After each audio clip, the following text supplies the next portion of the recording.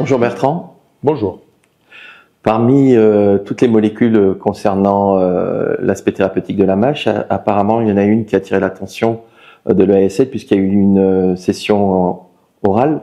Tu peux nous en parler? Session orale qui a été notable. Le Denifanstat. Le Denifanstat, c'est un inhibiteur de la synthétase des acides gras qui agit spécifiquement sur les cellules stellaires du foie, les cellules immunitaires et les hépatocytes, en diminuant donc la fibrose, l'inflammation et la stéatose. C'est une étude de phase 2B que vous voyez sur cette diapositive qui évalue l'efficacité et la sécurité d'emploi du Denifanstat à 50 mg qui a été donnée pendant 52 semaines contre placebo. 168 patients avec une mâche prouvée sur biopsie qui était lu à la fois par un anatomopathologiste et en intelligence artificielle, des patients F2 et F3. BMI moyen 35, diabète 61% des patients, 56% de F3, 44% de F2. Les objectifs primaires, diminution des scores histologiques de mâche d'au moins 2 points sans aggravation de la fibrose, ou disparition de la mâche avec ce même objectif de diminution de 2 points sans aggravation de la fibrose.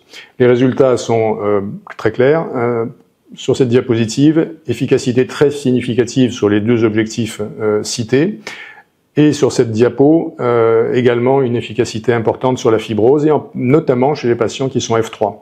Et par ailleurs, dans ce travail, la molécule améliore les paramètres biochimiques hépatiques ainsi que le profil lipidique dans un sens non hétérogène.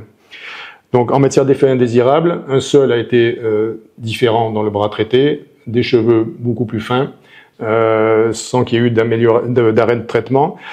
Ça s'explique par la deuxième cible de cette molécule qui est la peau, et c'est un effet secondaire qui est réversible, survenu dans 15% des cas.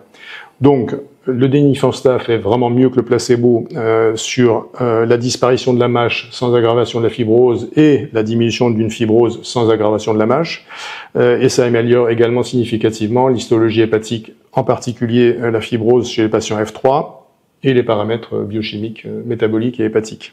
C'est des résultats encourageants qui ouvrent la porte sur une phase 3.